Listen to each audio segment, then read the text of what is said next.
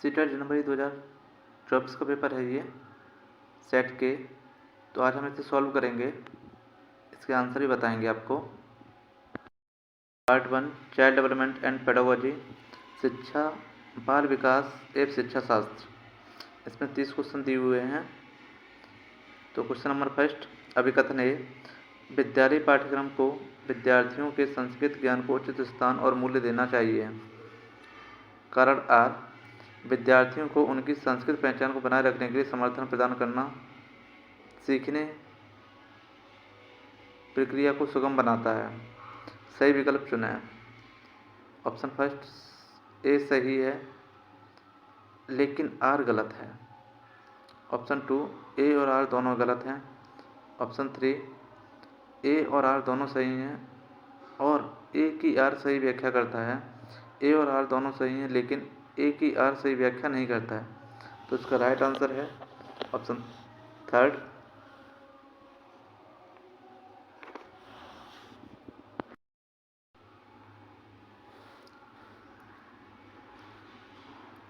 सीखने के सामाजिक संरचनावादी विचार इस बात की वकालत करते हैं कि ऑप्शन फर्स्ट, व्याख्यान देने और समझने से प्रभावी शिक्षण सक्रिय होता है। ऑप्शन 2, प्रत्याहार और दोहराव की चिंतन प्रक्रिया से प्रभावी शिक्षण होता है। ऑप्शन 3, शिक्षार्थी दूसरों से निष्क्रिय रूप से ज्ञान प्राप्त करते हैं। ऑप्शन 4, शिक्षार्थी सक्रिय रूप से ज्ञान का निर्माण करते हैं। तो इसका राइट आंसर है 4।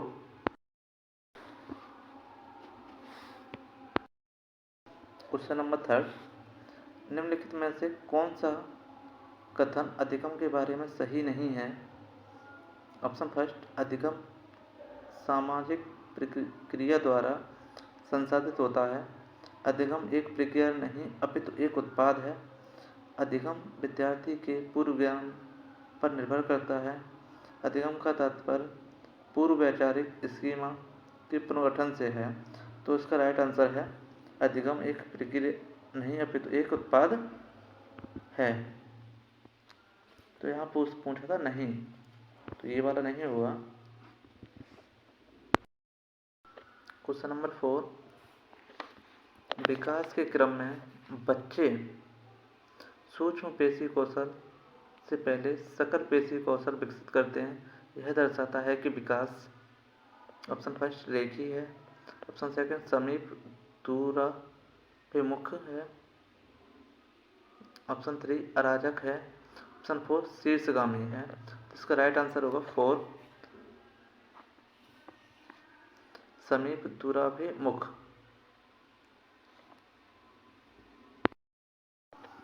विकास के किस पहलू में तर्क, चिंतन और समस्या समाधान की व्याख्या की जाती है। ऑप्शन फर्स्ट नैतिक विकास। ऑप्शन सेकंड गतिक विकास। ऑप्शन 3 सामाजिक विकास। ऑप्शन 4 संज्ञानात्मक विकास। तो इसका राइट आंसर है संज्ञानात्मक विकास। रस्सी कूदते समय पैर में रस्सी फंसने के कारण आउट होने के बाद अरु कहती है उसे रस्सी ने जानबूझकर आउट किया है। जीन पियाजे के संज्ञानात्मक विकास की किस अवस्था में बच्चे इस तरह के तर्क देते हैं। इसका ऑप्शन फर्स्ट है संवेदी चालक अवस्था। सेकंड है पूर्व चरण अवस्था। ऑप्शन 3 मूर्त सक्रियात्मक अवस्था। ऑप्शन 4 औपचारिक सक्रियात्मक अवस्था। तो इसका राइट आंसर है ऑप्शन 2 पूर्व चरण अवस्था यानी कि pre operational stage. Pre operational stage. Question number 7, समीपस्थ सिद्धांत कहता है कि सेक्स अवस्था में भाषा का विकास तेजी से होता है क्योंकि वह विकास के लिए संवेदनशील अवधि है। ऑप्शन 2 सूक्ष्म गतिक कौशल के विकास के साथ शारीरिक विकास तेजी से होता है। अंग हाथों और पैरों की तुलना में तेजी से बढ़ते रहते हैं। ऑप्शन 4 विकास सिर से पांव तक होता है। तो इसका राइट आंसर है अंग हाथों और पैरों की तुलना में तेजी से बढ़ते रहते हैं। अभिकथन क्वेश्चन नंबर 8। अभिकथन ए, विद्यार्थी जो पहले से जानते हैं उसके आधार पर अपने ज्ञान का निर्माण करते हैं। कारण आर, पैटर्न ढूंढना और पिछले ज्ञान के साथ जुड़ाव बनाने में विद्यार्थियों को जानकारी को सार्थक रूप से संसाधित करने में मदद मिलती है। सही विकल्प चुनें। ऑप्शन फर्स्ट ए सही है लेकिन आर गलत है। ऑप्शन सेकंड ए और आर दोनों गलत हैं। ऑप्शन थर्ड ए और आर दोनों सही हैं और ए की आर सही व्याख्या करता है। ऑप्शन फोर ए और आर दोनों सही हैं लेकिन ए की आर सही व्याख्या नहीं करता है। इसका राइट आंसर है थर्ड, ए और आर दोनों सही हैं और ए की आर सही व्याख्या करता है। Question number 9। अभिकथन ए, बच्चों द्वारा बचपन अलग अलग संस्कृतियों में अलग अलग तरह से अनुभव किया जाता है। कारण आर, बच्चों का विकास सार्वभौमिक है। सही विकल्प चुनें। ऑप्शन फर्स्ट ए सही है लेकिन आर गलत है। ऑप्शन टू ए और आर दोनों गलत हैं। ऑप्शन थ्री ए और आर दोनों सही हैं और ए की आर सही व्याख्या करता है। ऑप्शन फोर ए और आर दोनों सही हैं लेकिन ए की आर सही व्याख्या नहीं करता है। तो इसका राइट आंसर है फर्स्ट, ए सही है लेकिन आर गलत है।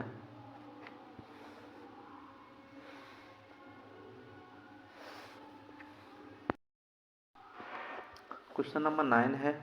अभिकथन ए, लॉरेंस कोलबर्ग के नैतिक विकास सिद्धांत में बच्चे कार्यों को उनके परिणाम के आधार पर अच्छा या बुरा समझने में से इस समझ पर पहुंचते हैं कि नियम और कानून नम्य हैं और बदले जा सकते हैं।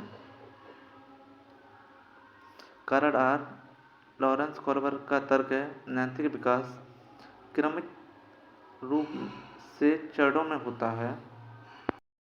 विकल्प चुनें। फर्स्ट ए सत्य है लेकिन आर गलत है। ऑप्शन टू ए और आर दोनों गलत हैं। ऑप्शन थ्री ए और आर दोनों सत्य हैं और आर ए की सही व्याख्या करता है।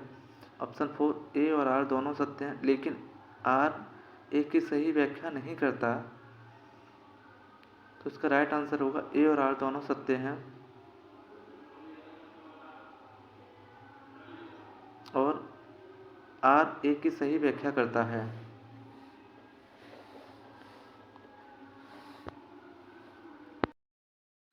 Question number 11। निम्नलिखित में से कौन सा कथन समावेशी शिक्षा के बारे में सही नहीं है?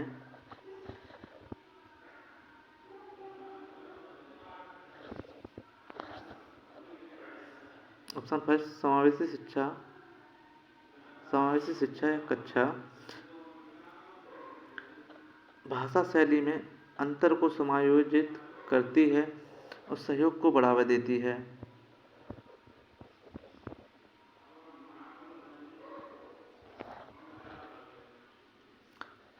ऑप्शन टू निश्चित पाठ्यक्रम और मानक मूल्यांकन के आसपास ही एक समावेशी कक्षा का केंद्र होता है। ऑप्शन थ्री समावेशी शिक्षण का अर्थ है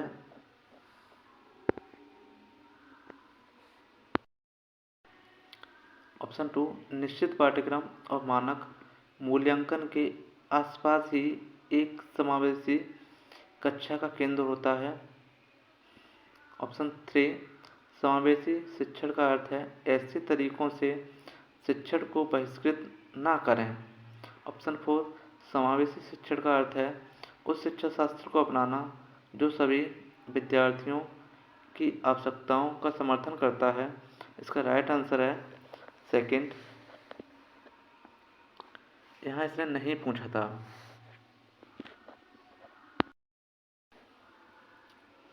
लेविवाइतस के प्रस्तावित करते हैं कि बच्चों में स्वयं नियमन के लिए महत्वपूर्ण है? ऑप्शन फर्स्ट अनुकूलन, ऑप्शन सेकंड संगठन, ऑप्शन थर्ड असंतुलन, ऑप्शन फोर निजी वाक्य।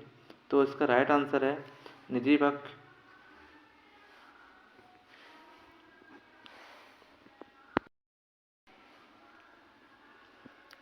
जीन पियाजे के संज्ञानात्मक विकास के सिद्धांत के अनुसार निम्न में से कौन सी क्षमता मूर्त संक्रियात्मक सोच को पूर्व संक्रियात्मक सोच से अलग करती है? ये क्वेश्चन नंबर 13 है। मैं उसका पहले बताना भूल गया था, उसके लिए सॉरी भाई। तो इसका फर्स्ट विकल्प है परिकल्पित तार्किकता, वस्तु स्थायित्व, ऑप्शन 3 इंद्रियों का समन्वय, ऑप्शन 4 विकेंद्रण। राइट आंसर है विकेंद्रण।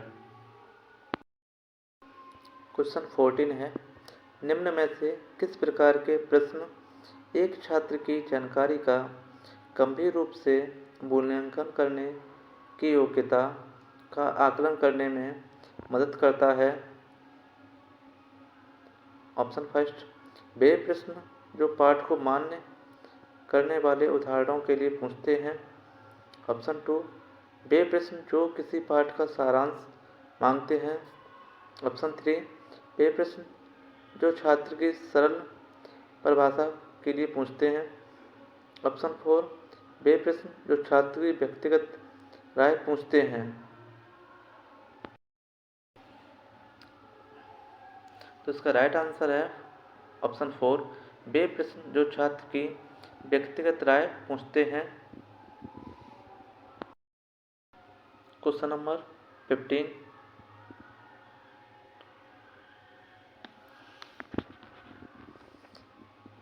निम्नलिखित में से कौन सा कथन संज्ञान और भावनाओं के बीच के संबंध को उपयुक्त रूप से परिभाषित करता है? ऑप्शन फर्स्ट संज्ञान भावनाओं को प्रभावित करता है लेकिन इसका विपरीत सत्य नहीं है। ऑप्शन 2 संभावना संज्ञान को प्रभावित करती हैं लेकिन इसका विपरीत सत्य नहीं है। संज्ञान और भावनाएं दोनों स्वतंत्र प्रणालियां हैं। ऑप्शन 4 भावनाएं और संज्ञान आपस में एक दूसरे पर पारस्परिक रूप से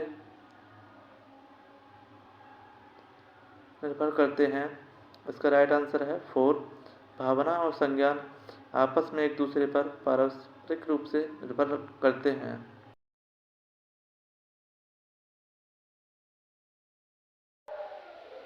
क्वेश्चन नंबर 17 है ये प्राथमिक कक्षा में भाषा का विकास किस प्रकार संसाधित होता है? ऑप्शन फर्स्ट जब शिक्षक बच्चों की मातृभाषा की अवहेलना और उपेक्षा करते हैं। ऑप्शन सेकंड जब शिक्षक मूर्त वस्तुओं के बजाय संकेत और प्रतीकों से शुरू करते हैं। ऑप्शन थर्ड जब शिक्षक अमूर्त अवधारणाओं को संदर्भित करने के लिए ठोस वस्तुओं का उपयोग करते हैं। ऑप्शन 4 जब शिक्षक औपचारिक भाषा के प्रयोग पर जोर देते हैं और उसे लागू करते हैं।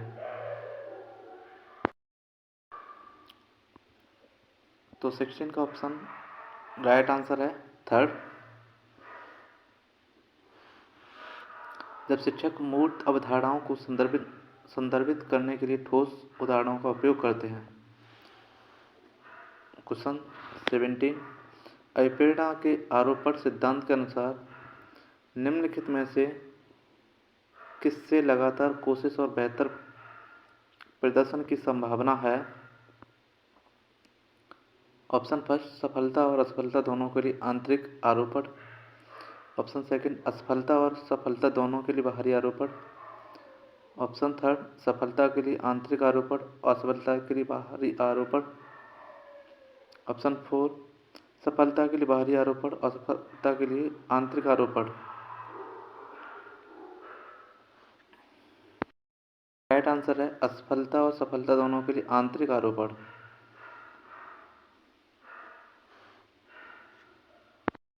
क्वेश्चन नंबर 18 वंचित वर्गों से संबंधित विद्यार्थियों के समावेशन के लिए ऑप्शन फर्स्ट सामाजिक सम्मतता के आधार पर कक्षा में अलगाव करना चाहिए। ऑप्शन सेकंड समान अक्षमताओं के आधार पर विद्यार्थियों को समूह में विभाजित करना चाहिए। ऑप्शन थ्री विविध परंपराओं के प्रति जागरूकता और संवेदनशीलता को बढ़ावा देना चाहिए। ऑप्शन फोर पहचान आधारित रूढ़ियों को प्रमाणित और प्रोत्साहित किया जाना चाहिए। तो इसका राइट आंसर है विविध ऑप्शन थ्री विविध परंपराओं के प्रति जागरूकता और संवेदनशीलता को बढ़ावा देना चाहिए।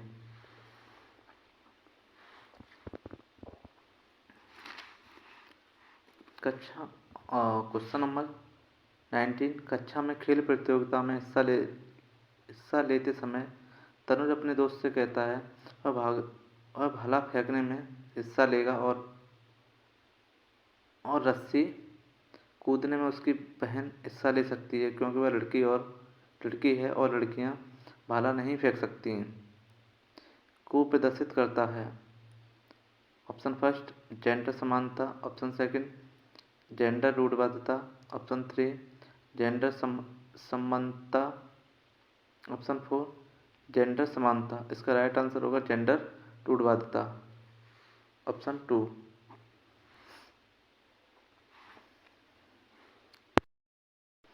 ऑप्शन क्वेश्चन 20 निम्नलिखित में से पठन वैकल्प की एक विशेषता कौन सी है। ऑप्शन फर्स्ट शारीरिक समन्वय में कठिनाई। ऑप्शन टू स्थानिक समझ जानकारी में कठिनाई। ऑप्शन थ्री रचनात्मक समस्या समाधान में कठिनाई। ऑप्शन फोर ध्वन्यात्मक प्रसंस्करण में कठिनाई। तो इसका राइट आंसर होगा 20 का 4 ध्वन्यात्मक प्रसंस्करण में कठिनाई।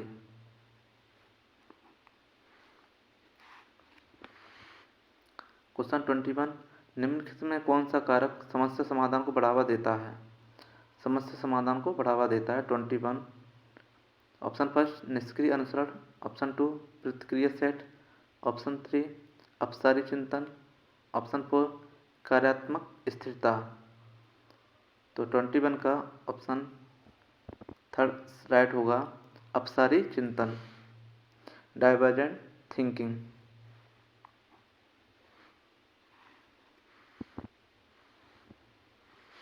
एक और क्वेश्चन है 22 अपसारी चिंतन डैश जबकि अभिसारी चिंतन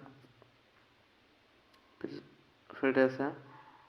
ऑप्शन फर्स्ट गणितीय क्षमताओं को बढ़ावा देता है। मौखिक क्षमताओं को बढ़ावा देता है। ऑप्शन टू मौखिक क्षमताओं को बढ़ावा देता है। गणितीय क्षमताओं को बढ़ावा देता है। ऑप्शन थ्री कई उत्तरों को प्रोत्साहित करता है। एक सही समस्या समाधान पर स्थिर है। ऑप्शन फोर एक ही सही समाधान पर स्थित है कई उत्तरों को प्रोत्साहित करता है। 22 का राइट आंसर होगा ऑप्शन थ्री कई उत्तरों को प्रोत्साहित करता है एक सही समाधान पर स्थिर है। क्वेश्चन है 23 निम्नलिखित में से किसी रचनात्मक मूल्यांकन नहीं माना जाएगा। ऑप्शन फर्स्ट मूल्यांकन कार्य जो मानदंड के एक मानक पैमाने के अनुसार छात्रों की तुलना करने में सहायक होता है। ऑप्शन टू एक आकलन एक छात्र के सीखने में गलत धारणाओं की पहचान करने के लिए प्रयोग किया जाता है। ऑप्शन थ्री छात्रों के पूर्व ज्ञान को निर्धारित करने के लिए एक नई अवधारणा की शुरुआत में दिया गया आकलन। ऑप्शन फोर छात्रों और शिक्षकों को अग्रगामी प्रतिपुष्टि प्रदान करने के लिए कक्षा के दौरान किया गया मूल्यांकन। तो इसका राइट आंसर होगा 23 का फर्स्ट रचनात्मक मूल्यांकन नहीं माना जाएगा। तो ऑप्शन फर्स्ट है इसका राइट आंसर। एक मूल्यांकन जो मानदंड के एक मानक पैमाने के अनुसार छात्रों की तुलना करने में सहायक होता है। नेक्स्ट क्वेश्चन है 24।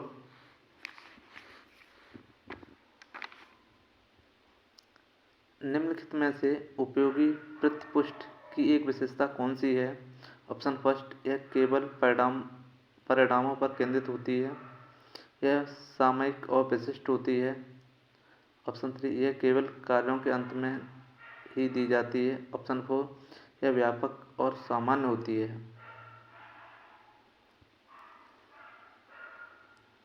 24 का राइट आंसर सामयिक।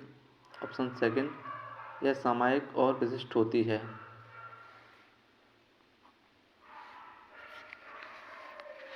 Question number 25। हर्बर्ट गार्डनर के बहुबुद्धि के सिद्धांत के अनुसार निम्नलिखित में से कौन सा सेट बुद्धि और उससे संबंधित विशेषताओं के सही मेल का प्रतिनिधित्व करता है? तो पहले इसके ऑप्शन देख लेते हैं। संगीत में प्रदर्शन या रचना करने के कौशल। ऑप्शन 2, स्थानिक प्राकृतिक वातावरण की सराहना करने के कौशल। ऑप्शन 3, अंतर्वैयक्तिक दूसरों को समझने और उसके साथ संबंध स्थापित करने के कौशल। ऑप्शन 4, तार्किक, गणितीय, नृत्य या क्रीड़ा संबंधी क्षमताएं। तो क्या नाम है, 25 का राइट आंसर है 1, संगीत में। ऑप्शन फर्स्ट, संगीत में प्रदर्शन या रचना करने के कौशल।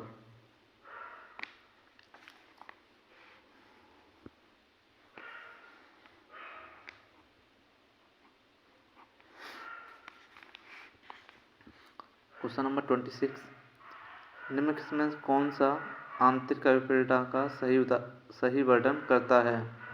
ऑप्शन फर्स्ट, अभिप्रेरणा जो दूसरों के साथ प्रतिस्पर्धा से आती है। ऑप्शन 2, अभिप्रेरणा जो दंड के भय से आती है। ऑप्शन 3, अभिप्रेरणा जो बाहरी पुरस्कारों से आती है। ऑप्शन 4, अभिप्रेरणा जो कार्य के व्यक्तिगत आनंद से आती है। 26 का राइट आंसर है अभिप्रेरणा जो कार्य के व्यक्तिगत आनंद से आती है।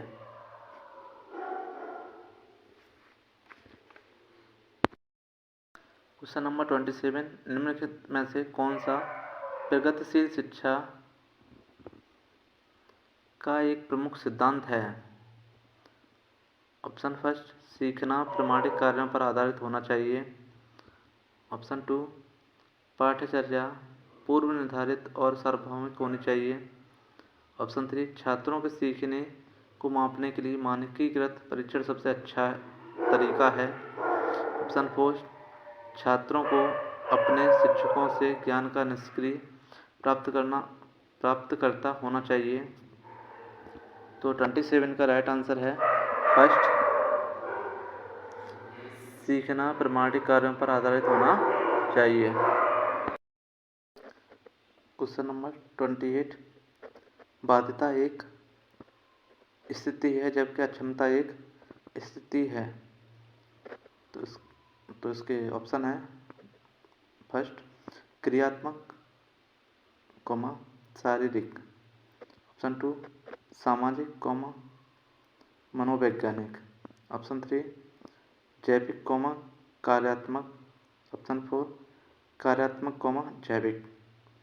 तो इसका राइट आंसर है जैविक, कार्यात्मक।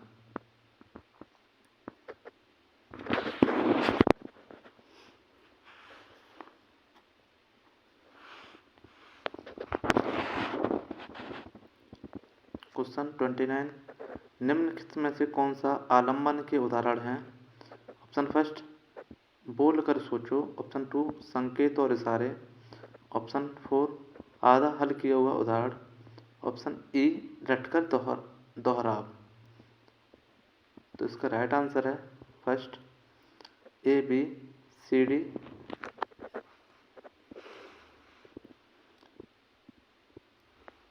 ई को इसमें हटा दिया गया है, ए बी सी डी को ही ऑप्शन 3 प्रश्न, तो इसको ई को हटा दिया गया है, राइट आंसर इसका फर्स्ट है, ऑप्शन फर्स्ट, ABCD।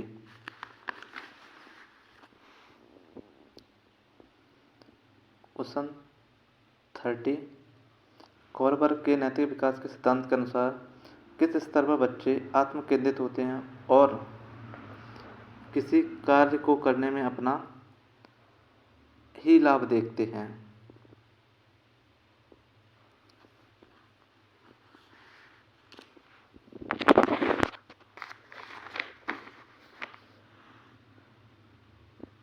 तो उसका राइट आंसर है, तो इसका फर्स्ट आंसर क्वेश्चन ऑप्शन है दूसरे स्तर के तीसरे चरण में, ऑप्शन सेकंड तीसरे स्तर के पांचवें चरण में, ऑप्शन थर्ड पहले स्तर के पहले चरण में, ऑप्शन फोर पहले स्तर के दूसरे चरण में। तो उसका राइट आंसर है 4, पहले स्तर के दूसरे चरण में।